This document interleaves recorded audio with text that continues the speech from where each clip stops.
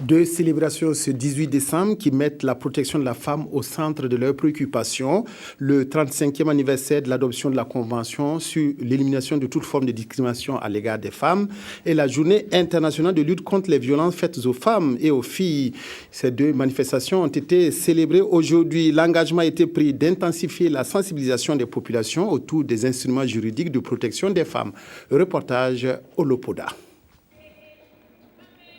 C'est une journée d'action contre les violences faites aux femmes. Les défenseurs des droits de l'autre moitié du ciel au Burkina Faso unissent leurs voix pour dénoncer les actes de discrimination à l'égard du sexe féminin.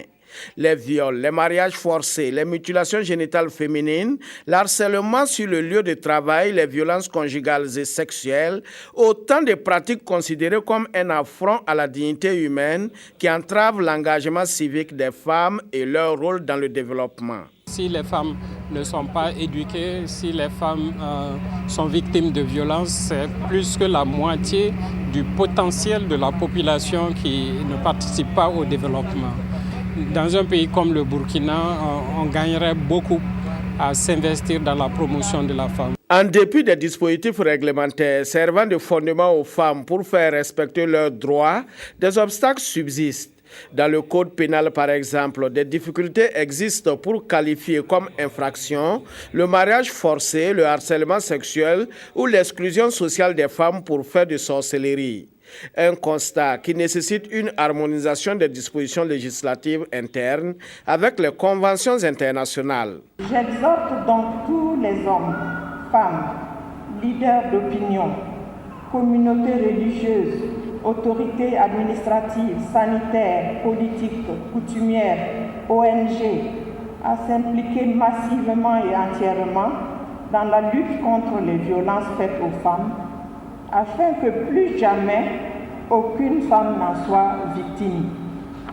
Je vous invite également à porter une attention particulière à cette proposition de loi.